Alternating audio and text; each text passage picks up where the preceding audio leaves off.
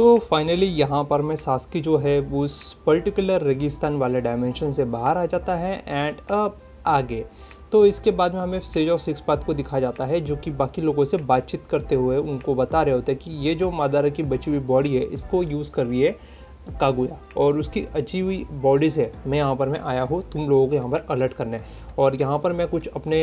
Past के टेलबीस के चिंचुरिकीस को यहाँ पर बुलाने वाला हूँ और उनको यहाँ पर बुला के ये जब कागुया यहाँ पर डिफीट हो जाएंगी तब यहाँ पर उनको मैं समन करूँगा। तो यहाँ पर वो तैयारी करने लगता है। तो उसके आगे यहाँ पर मैं नारुतो जो है उसके कागुया के अटैक से बचते हुए यहाँ पर काफ़ी ज़्यादा स्ट्रगल कर रहा था और उसने अपने ब्लैक बॉल से जो सिक्स पैथ के पावर से मिले हुए जो ब्लैक बॉल थे वो ब्लैक बॉल अपने बॉडी के पीछे लगा रखे थे यानी शैडो क्लोन के अंदर, ताकि कागुया का ध्यान उस शैडो क्लोन पे लगा रहे जिसके पीछे ब्लैक बॉल है और उसको वो भटकाता रहा। तो यहाँ पर कागुया ने उस नारुतो के शैडो क्लोन को यहाँ पर स्टैप किया था, अपने जो भी वो रॉड थी वो रॉड से स्टैप किया और स्टैप करने के बाद में नारुतो का जो शैडो क्लोन था वो शैडो क्लोन डिसअपियर हो गया। तो यहाँ पर सास्की जो काकाशी सेंसेई वो यहाँ पर सास्की ना होने की वजह से नारुतो को यहाँ पर अकेला लड़ता हुआ देख अपने आप को कमज़ोर फील कर रहे होते और यहाँ भी वो अपने आप को कमज़ोर फील कर रहे थे बिकॉज ऑफ वहाँ पे नारुतो को किसी भी तरीके की कोई भी यहाँ पर मदद नहीं कर पा रहे थे। ना ही उनके पास में मंगी वो शारिंगन थी और ना ही शारिंगन थी, जिस वजह से यहाँ पर वो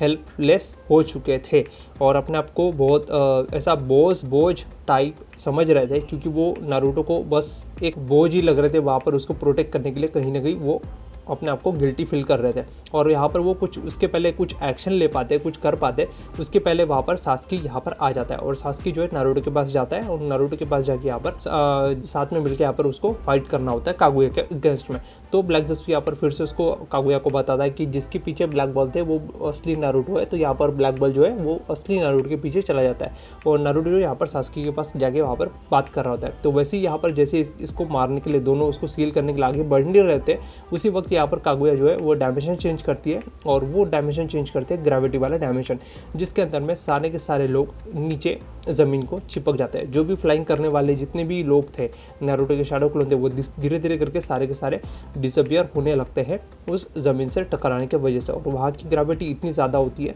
कि वहाँ पर भागना तो बहुत दूर की बात है, वहाँ पर रन करना उठ के भागना भी बहुत ज़्यादा हेवी हो जाता है। और ये जो ग्रेविटी जोन है ये ग्रेविटी जोन के अंदर में कागुया के ऊपर भी असर हो रहा था, वो भी यहाँ पर बैठे बैठे शूट करती है और दो रॉड जो है नारुतो और सास्की की तरफ फेंक देती है, जिस वजह से काकाशी और ओबिटो नारुतो को और सास्की को प्रोटेक्ट करने के लिए दोनों पास में भाग रहे थे और उनके बीच में यहाँ पर रिंग की जो सोल है सोल आके दोनों को हाथ पकड़ती है और हाथ पकड़ के यहाँ पर बीच में खड़ा कर देती है। और ओबिटो के पास में दो मंगी शारिंगन होने की वजह से वो काकाशी के ऊपर में आने वाला अटैक को अपने कामोई डायमेंशन के अंदर भेज देता है और दूसरा वाला जो अटैक है जो नारुतो की तरफ आ रहा था वो अपने बॉडी के ऊपर ले लेता है, जिस वजह से वो जो चक्र रॉड है जो कि कागुया ने फेंका था वो ओबिटो की बॉडी में जा लगता है, जिस वजह से ओबिटो की बॉडी धीरे धीरे करके अभी क्रैक होना शुरू हो जाती है। और ये सीन सब कुछ देख के काकाशी को शौक लगता है कि ओबिटो ने एक जो अटैक था वो कागुया का अटैक वो रॉड अपने पेट में ले लिया। तो यहाँ पर काकाशी पूरी तरीके से शॉक हो जाते हैं और नारुतो जो है पीछे से यहाँ पर ओबिटो को हील करने के लिए नारुतो जो है ओबिटो को हील करने के लिए खड़ा हो जाता है। और जैसे ही ये सब हो रहा होता है यहाँ पर उसको काफ़ी ज़्यादा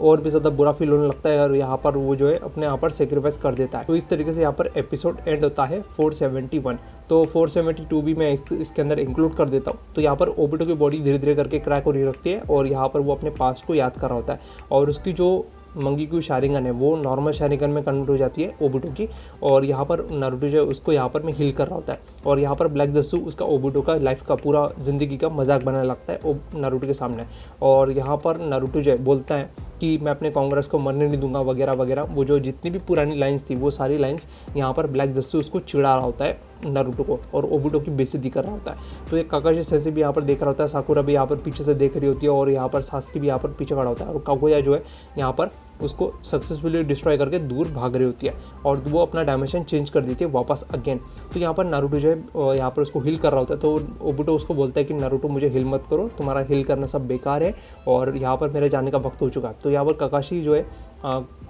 ओबिटो जो है काकाशी को यहाँ पर लास्ट टाइम गुड बाय बोलता है और यहाँ पर नारुतो सास्की का ध्यान रखने के लिए बोलता है। तो नारुतो से वो बोलता है कि नारुतो तुम्हें होकागे बनना है और मैं तुम्हें होकागे बनता हुआ देखना चाहता हूँ और यहाँ पर मेरे साथ में अभी असली टाइम आ चुका है रिन से मिलने का, तो मैं रिन के पास जा रहा हूँ काकाशी और तुम जो है जल्दी मत आना, तुम्हारा अभी बहुत कुछ लाइफ है, तुम्हें अभी लाइफ जीनी है। तो यहाँ पर बोल के उसकी वो बॉडी डिस्ट्रॉय हो जाती है और वो पूरे तरीके से वहाँ पर डिस्ट्रॉय हो जाता है। जैसे कि एक रिएनिमेशन जुत्सु किसी को अगर किया जाता है तो उसकी बॉडी जिस तरीके से डिस्ट्रॉय होती है, ठीक वैसे यहाँ पर पे ओबिटो की बॉडी डिस्ट्रॉय हो जाती है। और डिस्ट्रॉय होने के बाद में नारुतो को आता है बहुत तेज़ी से गुस्सा, इतना ज़्यादा गुस्सा आता है कि वो सीधा वहाँ पर मैं फ्लाई राइजिंग टेक्निक की मदद से इतने फास्टली, इतने ज़्यादा क्विकली कागुया के पास जाता है और कागुया का सीधा हाथ ही काट डालता है और कागुया का सीधा हाथ नीचे पड़ा हुआ होता है और उसके अंदर में होता है ब्लैक जत्सु और उसके ऊपर में 2 रॉड यहाँ पर घुसाता है। अपना जो बचे हुए 2 ब्लैक बॉल थे उसका इस्तेमाल करके वो रॉड बनाता है, रॉड बना के यहाँ पर ब्लैक जत्सु को स्टैप कर देता है ज़मीन के ऊपर और उसी वक्त वहाँ पर वो अटैक करने जाता है। तो यहाँ पर जो काकाशी सेंसेई खड़े होते हैं उनके वो अपने सॉल वर्ड के अंदर चले जाता है, जिसके अंदर में काकाशी सेंसेई छोटे और ओबिटो छोटा होता है और यहाँ पर वो आपस में बात कर रहे होते हैं और यहाँ पर काकाशी को मिल जाती है ओबिटो की मंगीगु शारिंगन और वो कुछ समय के लिए मंगीगु शारिंगन की पावर्स उसको मिल जाती है काकाशी को। और काकाशी यहाँ पर ओबिटो और के डेथ की वजह से नारुतो और सास्की की अभी हेल्प करेंगे और आगे जाके यहाँ पर ये लोग उसके अगेंस्ट में लड़ेंगे। तो यहाँ पर कागुया के ऊपर में नारुतो जो है काफ़ी सारे टेल बीस्ट की पावर्स इस्तेमाल करके 3 tail beast, 4 tail beast, 5 tail beast, 6 tail beast, 7 tail beast, 8 tail beast, 9 tail beast और फर्स्ट टेल बीस्ट की सारी पावर्स इस्तेमाल करके बहुत सारे रासन शूरिकन के साथ में उनके नेचर्स का टाइप ऑफ जुत्सु इस्तेमाल करता है और इस्तेमाल करके कागुया के ऊपर में दे फेंकता है। और कागुया के ऊपर में जैसे वो टच होता है, कागुया का यहाँ पर हाथ कटा हुआ होता है तो उसकी वजह से वो काफ़ी सारे चक्रा संभाल नहीं पाती और वो ओवर पावर कर जाती है और एक बड़ा सा खरगोश या बड़ा सा 9 टेल कह लो, बड़ा सा 8 टेल, बड़ा सा बहुत सारे टेल बीस्ट यहाँ पर क्रिएट हो जाते हैं। तो एक्चुअली कागुया जो है वो खरगोश टाइप का उसके अंदर नेचर चक्रा होता है, तो यहाँ पर खरगोश वाला एक बहुत बड़ा टेल बीस्ट बाहर निकलता है। उसके वजह से यहाँ पर काफ़ी ज़्यादा इन लोगों को प्रॉब्लम हो रही होती है वहाँ पर लड़ने के लिए और इसको ख़त्म करने के लिए काफ़ी ज़्यादा बड़ा टेल बीस्ट का बॉम्ब भी लगता है। तो नारुतो सोच में पड़ जाता है कि इसको अभी मारे तो मारे कैसे, डिफेक्ट कर देते कैसे। और इसके जो हाथ होते हैं टेंटिकल्स बहुत बड़े बड़े होते हैं, उसके वजह से यहाँ पर ये जो है अटैक कर रही होती है कागुया इन लोगों पर। तो नारुतो और सास्की दोनों वहाँ से हट जाते हैं और हट के जो है इनका ध्यान चला जाता है साकुरा के ऊपर। साकुरा नीचे ज़मीन पे होती है, वो भाग रही होती है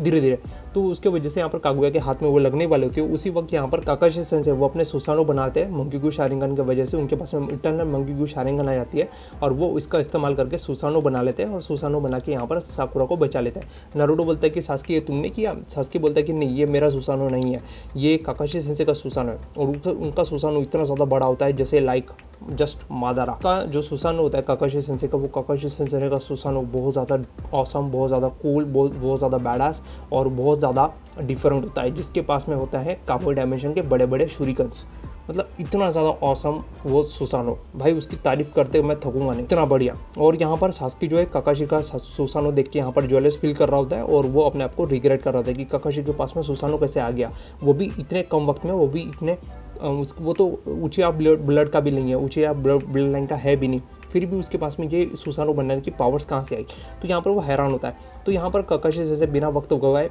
शूरिकन बनाते हैं और वो शूरिकन कामुई शूरिकन होती है और उसके अंदर में कामुई डायमेंशन के अंदर से निकलते हैं बड़े बड़े शूरिकन। और जैसे वो शूरिकन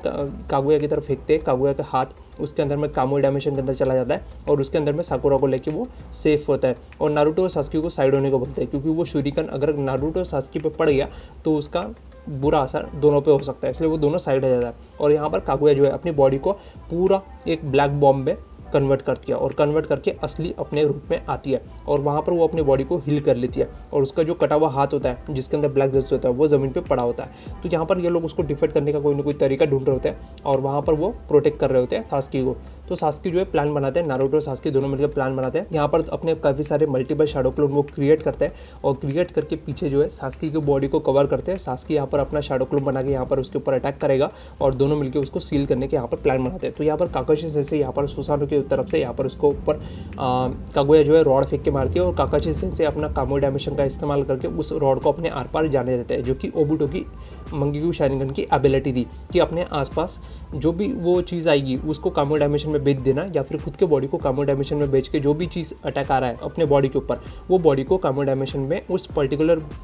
बॉडी पार्ट को कामुई डायमेंशन के अंदर रख के उस अटैक को बॉडी पार्ट से आर पार जाने देना, क्या यहाँ पर वो कर रहा होता है। तो यहाँ पर वो अमातेरासु जो है वो अपने राइट हाथ में बनाता है चिदुरी के साथ में मिक्स करके और वो यहाँ पर कागुया का लेफ्ट हाथ पे अटैक कर देता है, जिस वजह से कागुया को जो लेफ्ट हाथ है वो यहाँ पर कट जाता है। उसके बाद में नारुतो और सास्की दोनों उसको सील करने वाले होते हैं, ऊपर से यहाँ पर साकुरा आती है और साकुरा यहाँ पर कागुया के मुंह पे पंच मारती है और पंच मार के यहाँ पर तीनों मिलके जो है यहाँ पर उसको स्किल कर देते हैं। तो यहाँ पर एपिसोड हो जाता है एंड, और इसके बाद के जो एपिसोड है वो मैं एक्सप्लेन करूँगा जल्दी। तो लाइक करो, शेयर करो, सब्सक्राइब करो। मैं मिलता हूँ अगले वीडियो में, तब तक के लिए धन्यवाद।